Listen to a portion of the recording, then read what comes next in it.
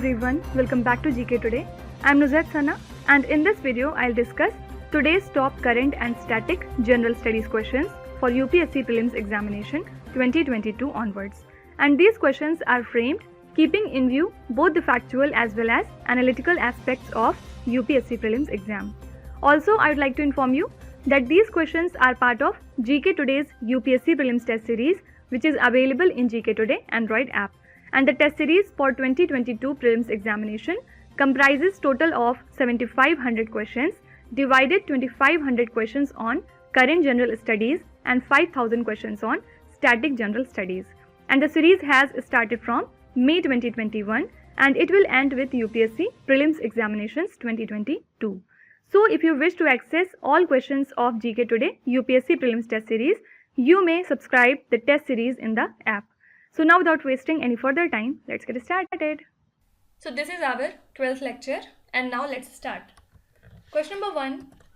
An Indian citizen can donate money using which of the following channels to save tax?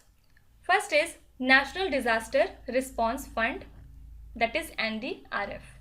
So under the Disaster Management Act, NDRF takes contributions from individuals and private institutions in the form of physical instruments, RTGS, NEFT or UPI. And the Bharat Kosh portal can also be used for the donation. Now NDRF was in news because in the year 2020, the central government has allowed the contributions in NDRF as per the section 46 1B of the Disaster Management Act of 2005. Earlier this body was called as National Calamity Contingency Fund, but later it was renamed with enactment of Disaster Management Act. Basically it is managed by the central government for meeting the expenses for emergency response, relief and rehabilitation due to any threatening disaster. Okay. Also it supplements SDRF, that is State Disaster Relief Fund, in case of disaster of severe nature, but the condition is that the adequate funds should not be available with the state. So the central government contributes 75% of SDRF allocations in case of general category states, while it provides 90% SDRF allocations to the special category states, for example, Northeast, Sikkim, Jammu Kashmir, Uttarakhand, etc. Okay. So this is correct. Second is PM CARES. First of all, what does it stands for? It is Prime Minister's Citizens Assistance and Relief in Emergency Situation Fund. And this fund enables micro donations, as a result of which a large number of people are able to contribute with the smallest denominations. So you can say that this is a public charitable trust that accepts donations from individuals and firms for which 100% tax deduction is provided under Section 80G of IT Act. Also for the companies, the fund will count towards mandatory CSR expenditure. CSR stands for Corporate Social Responsibility Expenditure. Actually, CSR is a type of responsibility that companies have to bear due to its effect on environment and social welfare. Okay. So this is also correct. And the third is electoral bonds. So nowadays electoral bond is used for making donations to the political parties by Indian citizens and by companies that are incorporated in India. And these bonds are issued in multiples of 1000 or 10,000, 1 lakh, 10 lakh or 1 crore. Do remember that it does not have any maximum limit. Also, the State Bank of India is authorized to issue and encash these bonds, which are valid for 15 days from the date of issuance. But the problems of electoral bonds is there are chances of black money practice. Also, neither the donor nor the political party is obliged to reveal whom the donation comes from. Okay. So to curb this problem, only parties registered under Representation of People Act 1951 could receive the donations through electoral bonds, and they should not have secured less than 1% of votes polled in the previous elections. Okay. Also, to control the black money problem, only white money is involved in the bonds, as the amounts are paid only through checks and demand drafts. Okay. So here all are correct, and the correct answer becomes D option, that is 1, 2 and 3. Now second question, the section 124A of the Indian Penal Code that was in news recently is related to what? So basically you have to tell that this section of IPC deals in what thing. Actually the section 124A of IPC criminalizes the sedition, and the section was added to the IPC in the year 1870. What is sedition now? Spoken or written words, signs and visible representation that excites or attempts to excite disaffection towards the government is counted as sedition. Okay. And the comments that express approbation of government measures or administrative actions of the government without exciting the contempt, hatred or disaffection or attempting to do so do not constitute sedition. Okay. So this is actually a non-bailable offense, and it attracts a prison term of 3 years, which can lead to life sentence along with fine penalty. Now why we have taken this question? Why it was in news? Because Supreme Court protected a political leader and 6 journalists from getting arrested in multiple sedition FIRs registered against them. Okay. Now why sedition law is important? Because it protects the elected government from attempts to overthrow the government with illegal and violence means. And why it is not good? Because it does not suit in our democracy. Because we know that our constitution guarantees the freedom of speech and expression. Okay.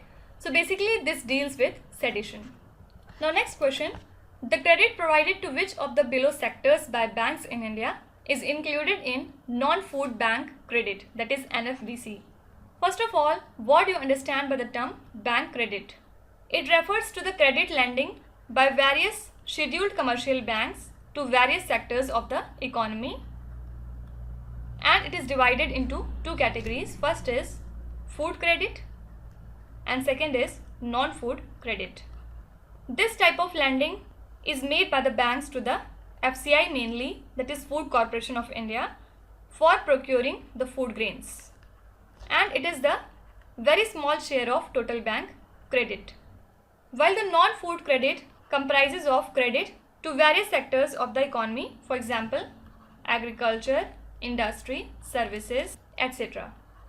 And the data on bank credit is collected on monthly basis by RBI, and data is sourced from 46 commercial banks, accounting for about 95% of total non-food credit deployed by all the scheduled commercial banks.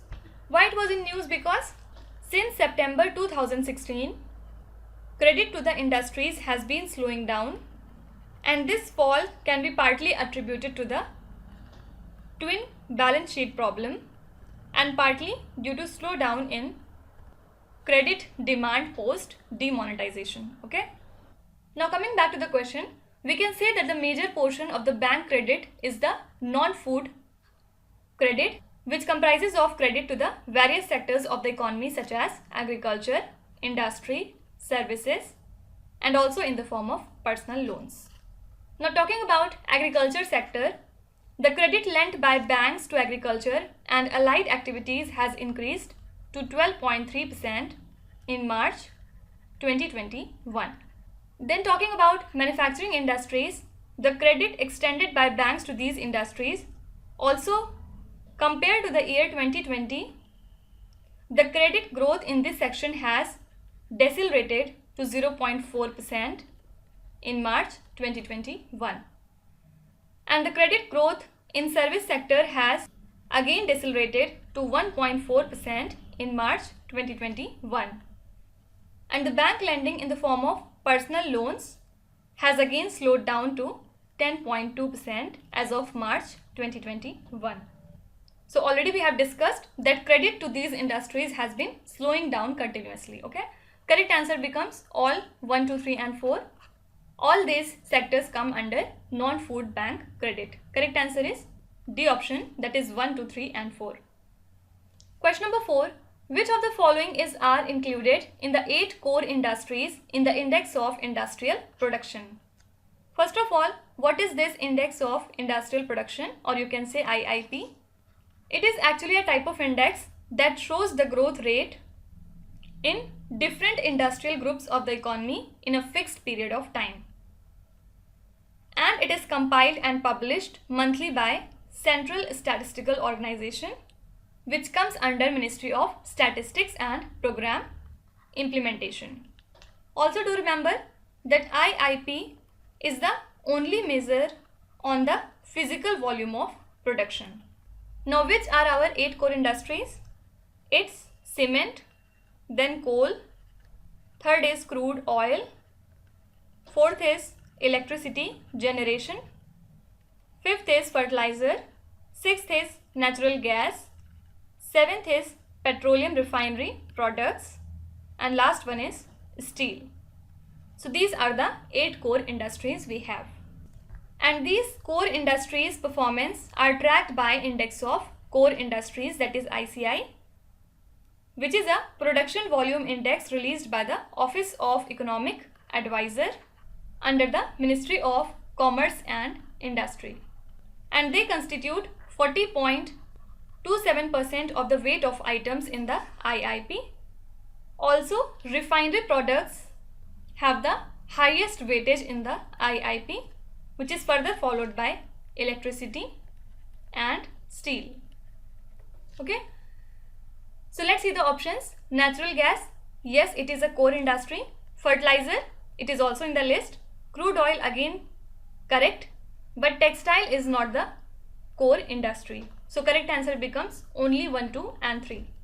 Now coming to last question, with reference to the long period average figure used by Indian Meteorological Department in predicting the rainfall, which of the following are correct statements?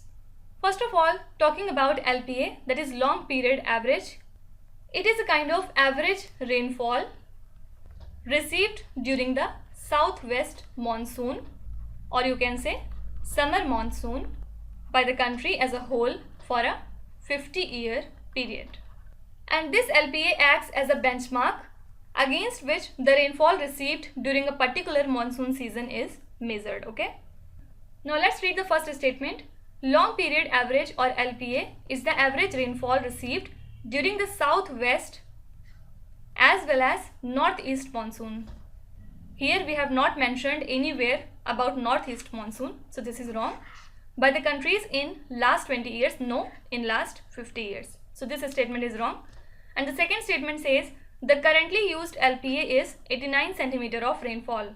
So yes, it is correct. The currently used LPA is 89 centimeter based on the average rainfall received over the years between 1951 and 2000. Also do remember that a monsoon season is said to be deficient if the rainfall received is less than 90% of LPA, and it is in excess if the rainfall received is more than 110% of LPA. Okay, correct answer becomes only 2. So that's it for today. I hope you have liked the session. If you want to give any review, feedback or suggestion regarding these lectures, you can tell us in the comment section. Definitely we will try to implement that. Now we will meet again tomorrow with 5 more interesting and new questions. Till then, stay tuned. Thank you so much for watching, and please do not forget to subscribe to GK Today. With this, me Nuzhat Sana signing off.